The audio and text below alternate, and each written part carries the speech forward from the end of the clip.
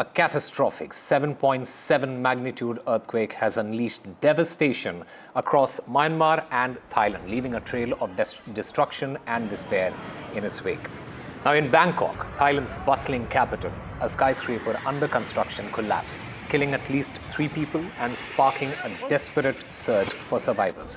The city's streets are filled with the sounds of sirens, the smell of smoke, and the cries of those searching for loved ones. As rescue teams battle to reach those trapped, the full extent of the disaster is slowly emerging. Buildings have been reduced to rubble. Homes have been destroyed, and the entire communities have been left shattered. In fact, NDTV's Vishal Vivek, he's at ground zero, live at the heart of the disaster zone to bring us the latest updates, eyewitness accounts, as well as the analysis from the region. Let me, in fact, go across to Vishal Vivek, who's there live with us. Vishal, as far as the initial response was concerned, can you describe the moment that the earthquake struck, according to what the people have told you, and how did the people react, and what were some of the initial challenges in responding to the disaster?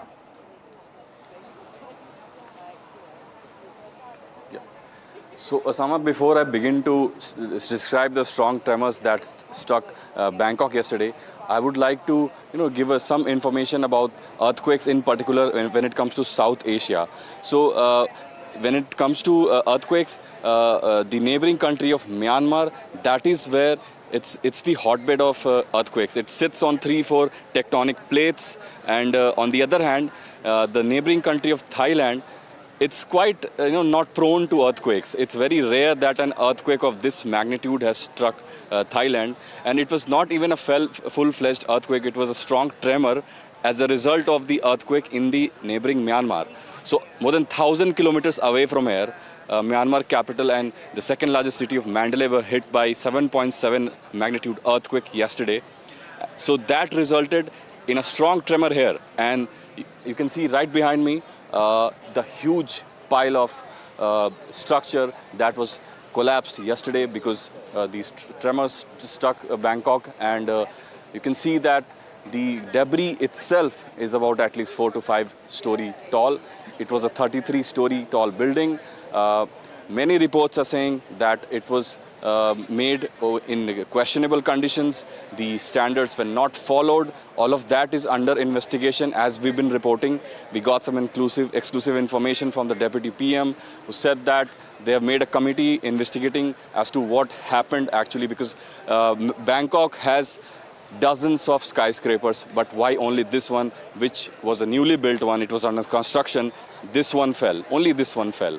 And it has trapped more than 50 people is what the latest reports are saying. We have also confirmed those reports, and at the same time, authorities have told me that at least 15 people have been spotted to have some sort of vital signs. They are still trapped inside. Nobody has been taken out alive today.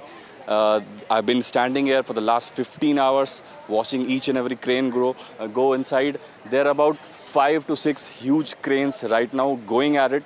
5 to 6 really highly skilled crane workers, crane operators. They are trying to, very deftly sift through the debris, the mountain of debris, and they have been really careful with it. They have been going at it for more than 30 hours now, and so far it still paints a grim scenario, but you can see in the distance, they have sort of collected all the steel, whatever the debris were there in one place, and all the concrete debris are being collected in one place. So it's all very organized here. The rescue efforts are going. More than 100 people, more than 100 to 200 people are involved in the rescue ops. There are various media from across the world, and at the same time, there are people sitting right here. I would request my camera person Rohit to pan to this side. They are all victims, families sitting here. They have been waiting with bated breath for the last 30 hours that their loved ones would emerge from there. But so far, not even a single case like that has happened. The agonizing wait continues. Vishal, they have not Vishal, as far as the assessment of the damage is concerned, What is the extent of damage in the city, in Bangkok, and particularly in terms of infrastructure and the buildings? What are the authorities saying? What have they assessed so far? And are there any specific areas or neighborhoods that were particularly hit hard? So it's mostly this area of Chatuchak. This is the hub of all the markets in Bangkok. This whole road was affected. Actually, only this road in Bangkok was quite affected. I mean, the rest of the Bangkok, I've been around the city today. It looks as if nothing happened yesterday. Although many reports are saying that there are several cracks in many tall buildings that will have to be analyzed. And at the same time, I'm also hearing in the last 1 hour that there are several parks in the city that are occupied by people living in tents. So that will have to be seen. Some reports are saying, I've spoken to a few people, so local people here, they're saying that at least 3,000 people are right now residing in tents in a park called Benin Jetty Park, which is about 10 kilometers from here. So that will have to be seen tomorrow, what happens there, because the mayor of the city has declared that people can go to the parks and live if they are fearful of, aftershocks happening. And also many buildings have been evacuated to, make this process smooth and let people have some fresh air and not be under constant fear that another aftershock could hit. So all of that has been going on as of this now. In fact, you mentioned about the government response there, the initial response. How has the Thai government responded to the tragedy, and what measures are being taken to provide, all sorts of aid and support to those who have been affected so far? Yeah. So other than the rescue workers, this whole area is swarming with volunteers. Okay. Volunteers are actually more in number than the rescue workers. I have at least seen 300 to 400 rescue volunteers here. They've come here from across Thailand. There are various stalls across this area, the whole 1 kilometer area, giving out food, free food, water, fresh towel, and also a wet towel, because it was quite hot throughout the day and very humid as well. So they were distributing all of that for free, and the whole area has almost been fed by these volunteers, because all the shops are closed. Even if you want to buy some food in this area, that won't be possible. And this whole 1 kilometer area has been closed down, has been cordoned off. So volunteers have come in, they have taken over, and they have been distributing almost everything for free. Right. Vishal, have you managed to speak with some of the eyewitnesses as well? And what are their stories, and how are they coping with the aftermath of this earthquake? Yes, I spoke with one of the local MPs. He gave me some latest updates about 15 people showing some vital signs of survival. And then I also spoke with some victim families. It was quite difficult to speak with them because they couldn't stop crying. And some other people refused to talk. And it's a very grim scenario for them right now. So most of the media has sort of given them their space and not really speaking to them. They're sitting here waiting for their loved ones. And on the other hand, the rescue work is ongoing, and it will go on for probably 3 to 4 weeks, is what the local MP has told me. As far as the response is concerned, and especially the international response is concerned, who all are present there on the ground in terms of providing that rescue operation, being a part of that rescue operation, and what role are the foreign aid teams or organizations playing in the relief efforts there?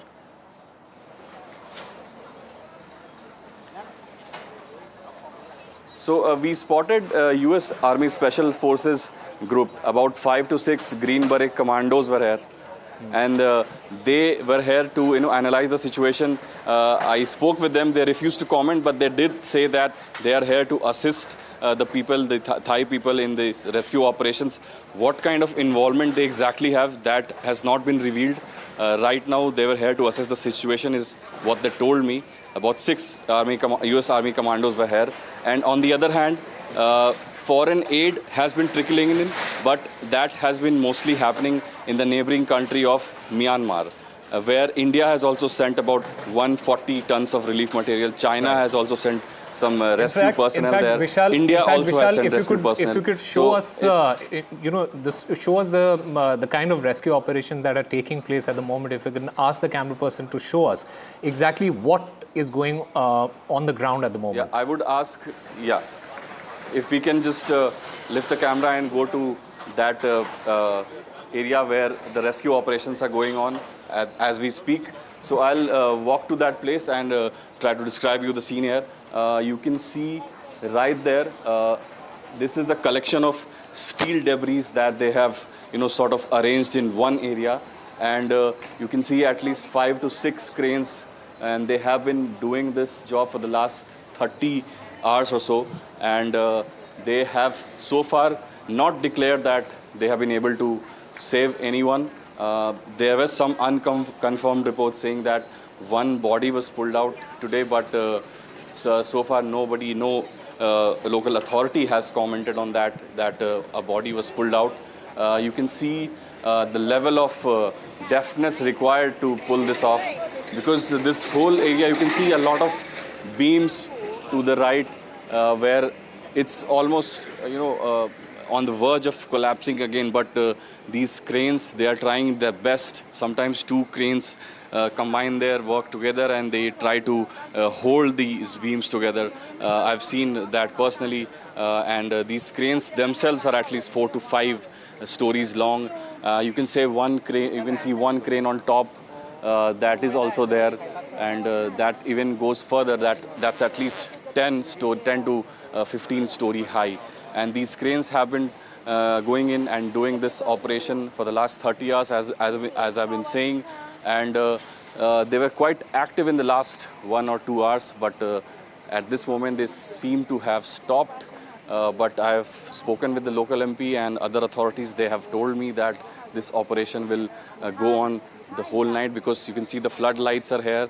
They have the technology, they have the mechanism to do this all night. They have sniffer dogs, they have a lot of robots that can go inside the debris and try to locate the people who are stuck inside. So they have the mechanism in place, but all they need is more hope and courage and more time to rescue the people. Absolutely. Vishal, Vivek, thank you very much for getting us all the latest as far as the current situation is concerned. And in fact, my colleague Vishal Vivek, he also spoke earlier in the day with an MP from Bangkok. Let's listen in to that conversation as well. We have is the MP of the nearby area. He will tell us more as to what is happening. Can you tell us your name, please? My name is Supanat Min Chainan. And you are the MP of the neighboring area, right? Yes. So why is that the focus has now shifted to this area? Could you tell us, please? Well, this area was a high floor building, so I believe that the majority of the labor who's stuck in there are in this part. Okay. So what are your views on this? How long would it take to get the people out? In my view, it probably could be even weeks, to be honest, because you can see that based on the amount of work that they have to do, and they have to be quite careful as well because of the size of the problem that we have here. I heard that there was one person that was spotted and he or she was alive. But do you have more people who could have been, who could be rescued and who could be alive right now? Well, based on the information that I received on this morning, there are at least 15 people who have a vital sign. And the majority of the people who is in these ruins could be around 70 to 80 people. Okay. So this operation, will it go on overnight or it will stop because it gets dark soon? I believe that it could go on throughout the night, and we also have a big spotlight as well. So you have to understand that the officer have to compete with the time. Therefore, I don't think that they will stop at any time. They will have to keep going and try to find whatever left. Right now, I've seen multiple teams are working in conjunction to get the people out. How many people are actually involved in this operation? Well, I'm not sure, to be honest, but it takes quite a lot of many people there. Thanks a lot for speaking with us. So what we have here is another area. This is now the main area of focus for the authorities here, who are investigating and trying to get the people out. About 50 people are stuck inside this huge pile of wreckage. You can see multiple cranes working in lockstep to get the people out. And earlier we had seen these cranes on the other side of the wreckage. What we have is the latest is that 15 people could be trapped and they could be alive. Just now we heard from the MP of the adjacent area. He says that at least 15 people have showed vital signs. Earlier we heard that it was just one person. So that's a significant development. And you can see that many volunteers have also been coming in and trying to help all through this while when this operation has been going on. And it's been almost 30 hours now ever since this tragedy occurred. Since the morning today, not even one single person has been pulled out. I've been here since morning, and authorities have now, as I mentioned earlier, they have now shifted the focus to that area. That is the main focus area right now. And I'll show you how it's being done here.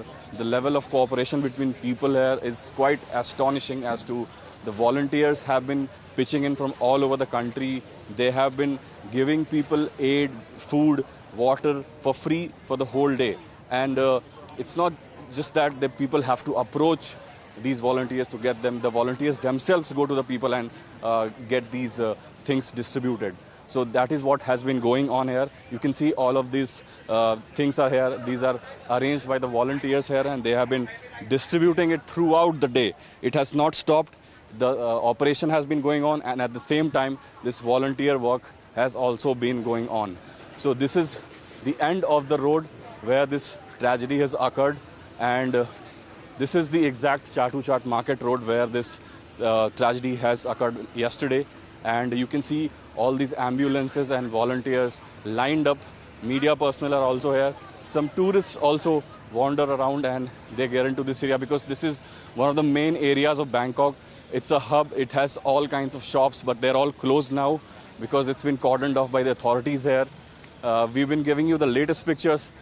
Some US special forces were also involved, and they have been trying to get the people out. They did not comment on the operation itself, but they said that they are here to assist the operations. These are all the volunteers and ambulance personnel here who have been non-stop working round the clock to get the people out. So far, the situation still looks quite grim because not even one person, as I said earlier, has been pulled out. But the operation seems to have shifted its focus to another area of the wreckage. The wreckage is right there, and you can see some cranes that I showed you earlier working in lockstep together. And we have just approached the main entrance of the under construction area that was the site of this major disaster here. Bangkok was mostly untouched by the strong earthquake that hit this area, the Southeast Asia area last day. But this road has seen a lot of tragedy. As I mentioned, 70 to 80 people could be stuck still inside, and 15 people have showed some vital signs. So that's a significant update, and we'll get you more as soon as I get them. What are the hopes of rescuing them? How long would it take for the rescue? If we don't have any hope, we will not be working so hard right now. Any timeline, sir? How long would it take? We will have to work as quick as we can because in order to save lives, we have to make sure that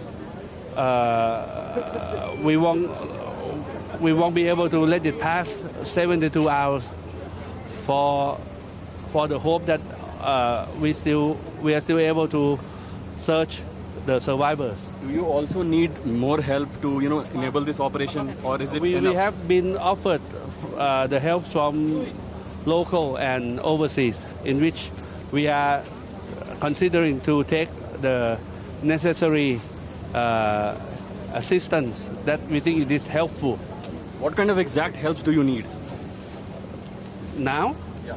Now, the people that are operating the situation, we have sufficient manpower, we have sufficient resources.